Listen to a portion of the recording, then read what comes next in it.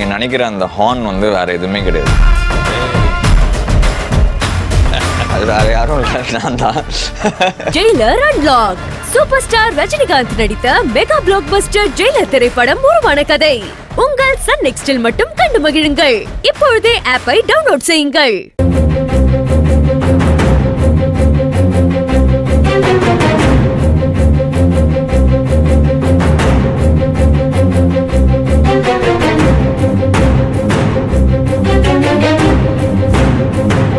எல்லாருமா சேர்ந்து அந்த லேடி போலீஸ் கிட்ட என்ன பைத்தியக்காரி ஆக்கிட்டீங்கல்ல?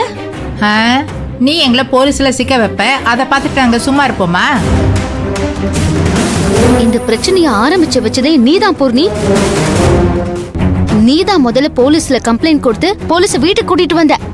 அதுக்கப்புறம் நான் தற்கொலை பண்ணிக்க போறேன், விஷம் குடிக்க போறேன்னு சொல்லி எங்களை மிரட்டுவனும் தெரியும். அதனாலதான் முன்னெச்சரிக்கையா ரகு கிட்ட சொல்லி போலீஸ்ல கம்ப்ளைண்ட் கொடுக்க சொன்னேன்.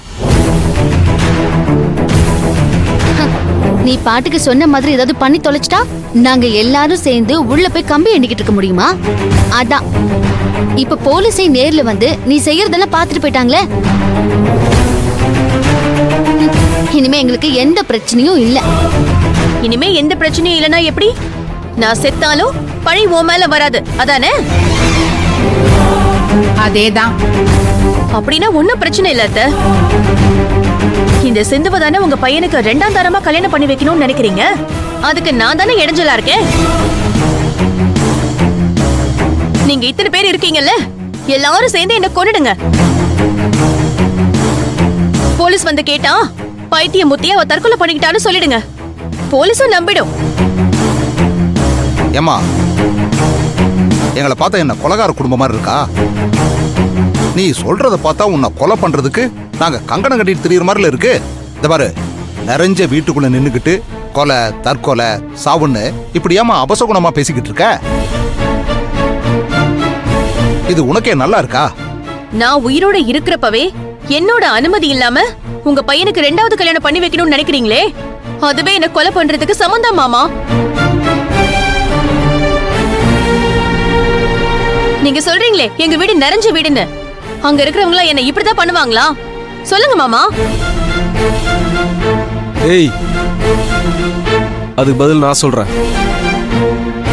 என்ன கல்யாணம் பண்ணி இந்த வீட்டுக்கு மருமகளா வந்ததுனால நீ இல்லாத அட்டூழியெல்லாம் பண்ணிக்கிட்டு இருப்ப.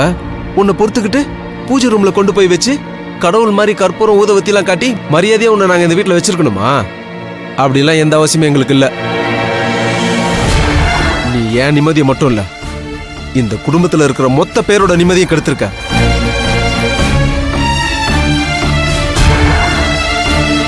இதெல்லாம் யாரடி பொறுத்துப்பாங்க? யார் சகிச்சுப்பாங்க? அதனாலதான் சிந்து நல்ல பொண்ணு, குடும்பத்தை அனுசரிச்சு போகக்கூடிய பொண்ணு, அந்த பக்குவம் இருக்கிறதுனாலதான் அவளை எனக்கு 2ஆம் தரமா கல்யாணம் பண்ணி வைக்கணும்னு எங்க குடும்பத்துல எல்லாரும் முடிவு பண்ணிருக்காங்க. இதுல ஏடி தப்பு இருக்கு? ஏங்க, இப்படி எல்லாம் பேசுறது நீங்க தானா? என் புள்ள என்ன வெளியில இருந்து ஆளை கூட்டிட்டு வந்து பேசிட்டு இருக்கான், அவனாதான் பேசிட்டு இருக்கான். இப்ப உனக்கு நல்லா உரைச்சிருக்கும்னு நினைக்கிறேன். என் பிள்ளைக்கும் சிந்துக்கும் நடக்க போற கல்யாணத்துக்கு பொண்டாட்டிங்கிற பேர்ல குறுக்குல பூந்து கட்டையை போடாம நல்ல மனசோட வந்து ஆசீர்வாதம் பண்ணு, அது போதும்.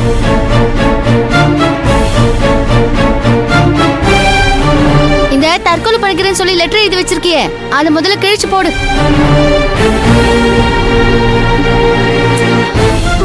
ஏன் செவந்தி அந்த லெட்டர் கிழிச்சு போட சொல்ற? அதை வச்சிருந்தா வச்சுட்டு போறா. நம்ம மனசுக்குள்ள நினைக்கிற எண்ணத்தை பேப்பர்ல எழுதி வச்சா அந்த எண்ணம் இன்னும் வீரியப்படும்னு சொல்லுவாங்க.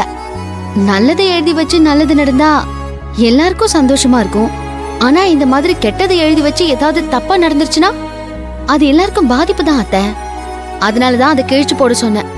ஆமா இல்ல?